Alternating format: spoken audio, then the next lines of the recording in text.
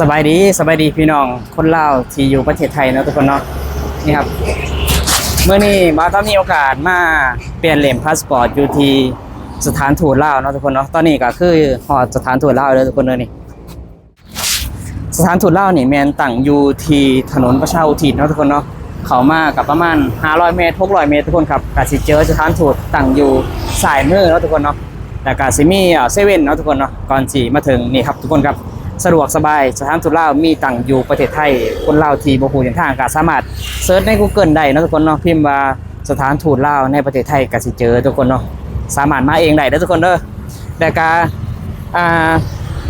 เราสามารถเปลี่ยนเหลี่ยมพาสปอร์ตได้อยู่ที่ประเทศไทยเนาะทุกคนเนาะนี่คือบัตรของผมนี่คือ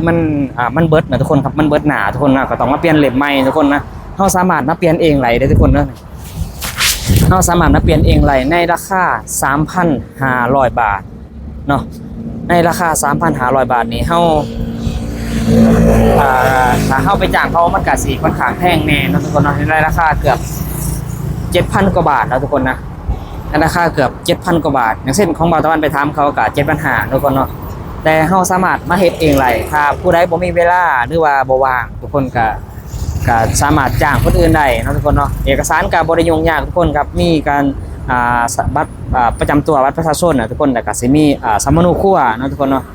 มีอย่างไรอย่างหนึ่งก็ได้ทุกคนแล้วก็สิเข้าไปแล้วก็สิมีการถ่ายรูปเนาะทุกคนเนาะในราคา 3,500 บาทนี้แม่น45 มื้อเฮาจะมารับบัตรอีกเทื่อหนึ่งเนาะทุกคนเนาะมื้อนี้ก็